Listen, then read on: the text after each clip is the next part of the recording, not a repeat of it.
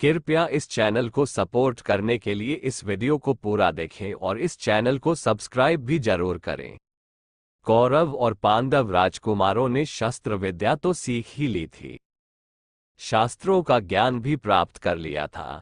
वे सब वयस्क हो गए थे, जनता में अपना वर्चस्व स्थापित करने लगे थे। कौरव और पांडव दोनों हस्तिनापुर के विशाल साम्राज्य के दावेदार थे।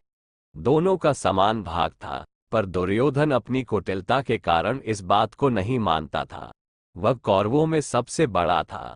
उसके पिता धृतराष्ट्र के हाथों में शासन की बागडोर थी, अतः वह अपने को ही सब कुछ मानता था। केवल इतना ही नहीं, वह समय समय पर पांडवों का निरादर और उपहास भी किया करता था। पांडव बड़े ही सुशील और सत्प्रवृत्ति के थे। उनकी दृष्टि धन और राज्य की ओर अधिक नहीं थी।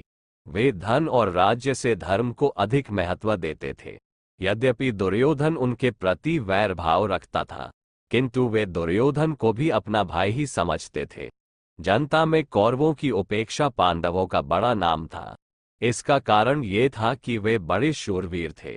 जनता उन पर गर्व करती थी और उन्हें देखने के लिए उत्कंठित रहा करती थी। बसंत पंचमी का पर्व था। पांडव और कौरव राजकुमारों के शौर्य की परीक्षा का दिन था। महीनों पहले घोषणा हुई थी। हस्तिनापुर के निवासी बड़ी उत्सुकता के साथ उस दिन की प्रतीक्षा कर रहे थे। हस्तिनापुर के एक विशाल प्रांगण में शौर्य परीक्षा की आयोजना की गई थी। प्रांगण को चारों ओर से बाड़ों के द्वारा घेर दिया गया था।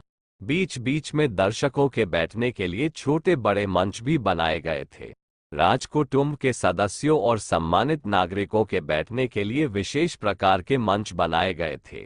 घेरे हुए मैदान को झंडों, पताकाओं, बंधनवारों और पुष्पमालाओं से सुसज्जित किया गया था। तरह तरह के बाजे और ध्वनियां भी बजाई जा रही थी। सारा मैदान दर्शकों से भरा था। मंचों पर सुसज्जित वेशभूषा में नागरिक और राजकुटुंब के सदस्य बैठे हुए थे। स्त्रियों के मंच पर राजकुटुंब की स्त्रियों के साथ कुंती और गांधारी भी विराजमान थी। साधारण दर्शकों में अधीर भी अपने पुत्र कर्ण के साथ मौजूद था। सबको आंखें मैदान के मध्य भाग की ओर लगी हुई थी। शंख ध्वनि के साथ शौर्य परीक्षा आरंभ हुई। कौरव और पांडव राजकुमार मध्य भाग में पहुंचकर अपना कौशल दिखाने लगे। जब भीम का नाम लिया गया तो करतल ध्वनि की गड़गड़ाहट हो उठी। विशालकाय भीम हाथ में गदा लिए हुई मध्यम भाग में उपस्थित हुआ। वह नंगे बदन था, पीतवर्ण का लंगोट धारण किए हुए था। उसकी बलिष्ठ भुजाएं थी, चौड़ी छाती थी और तेजोमय मुखमंडल था। वह देखने में पर्वत के सदृश मालूम हो रहा था। भीम प्रांगण के मध्य में पहुंचकर गदा युद्ध का प्रदर्शन करने लगा। उसके कौशल को देखकर जनता मुग्ध हो उठी। बार बार तालियां बजा बजाकर उसका अभिनंदन करने लगी। भीम जब अपने कौशल का प्रदर्शन कर चुका तो घोषणा हुई, क्या कोई राजकुमार गदायुद्ध में भीम का सामना कर सकता है?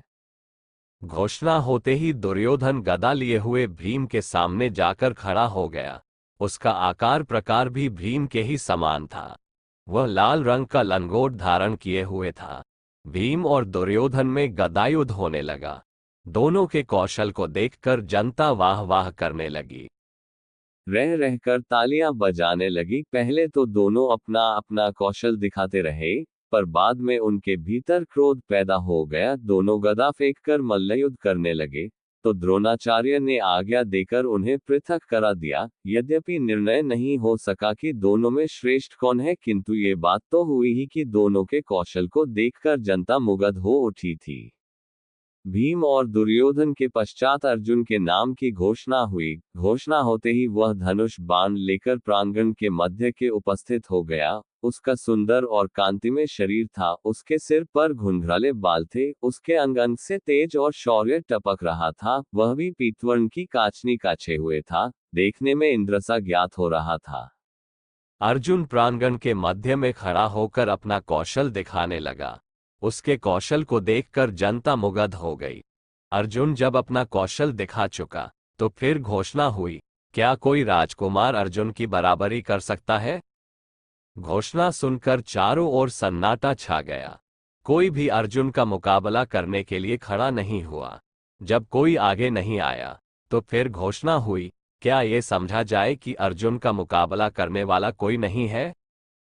क्यों नहीं? एक ओर से किसी का कंठ स्वर सुनाई पड़ा और उसके साथ ही एक तेजस्वी युवक एक ओर से निकलकर अर्जुन के सामने जाकर खड़ा हो गया। उसके हाथों में धनुष बाण था, वह सूर्य के समान तेजवान ज्ञात हो रहा था। युवक को देखकर कृपाचार्य बोल उठे, ये तो अधीर्त सारथी का बेटा कर्ण है, यह अर्जुन का मुकाबला कैसे कर सकता है? यह कोई राजकुमार तो है नहीं। कृपाचार्य के स्वर को सुनकर चारों ओर सन्नाटा छा गया। कुछ क्षणों के पश्चात सहसा कोई बोल उठा, राजकुमार नहीं है तो क्या हुआ, मनुष्य तो है। बोलने वाला स्वयं दुर्योधन था। वो अपने स्थान पर तनकर खड़ा हो गया। कृपाचार्य फिर बोले, किंतु इस शौर्य परीक्षा में राजकुमारों को छोड़कर कोई भाग नहीं ले सकता। दुर्योधन फिर बोला, यदि यह बात है तो मैं अभी कर्ण को राजपद पर प्रतिष्ठित किए देता हूं। दुर्योधन ने कर्ण के पास जाकर अपने अंगूठे को चीरकर रक्त निकाला। रक्त से कर्ण का तिलक करते हुए उसने कहा, मैं कर्ण को अंग देश का राजा बना रहा हूं। यह आज से अधीर्त का पुत्र नहीं, अंग देश का राजा है। अंग देश के राजा के रूप में यह अर्जुन का मुकाबला कर सकता है। दुर्योधन की बात को सुनकर भीम उठकर खड़ा हो गया। वह व्यंग भरे स्वर में बोला, कर्ण को अंग देश का राजा तुम कैसे बना सकते हो? तुम हस्तिनापुर के राजा तो हो नहीं, राजा तो महाराज धृतराष्ट्र है। भीम के कथन को सुनकर एकत्र जनसमूह में बड़ा शोरगुल पैदा हुआ। उस शोरगुल से ऐसा प्रतीत होने लगा कि अगर समारोह को समाप्त नहीं किया जाता तो संघर्ष हो जाएगा। फलत द्रोणाचार्य ने उठकर समारोह को समाप्त किए जाने की घोषणा कर दी। अर्जुन और कर्ण का मुकाबला हुए बिना ही समारोह तो समाप्त हो गया, पर उसी दिन से पांडवों और कौरवों में शत्रुता की आग भी जल उठी। जब तक महाभारत के युद्ध की आग में सब कुछ जलकर समाप्त नहीं हो गया, तब तक वह आग जलती रही, बराबर जलती रही।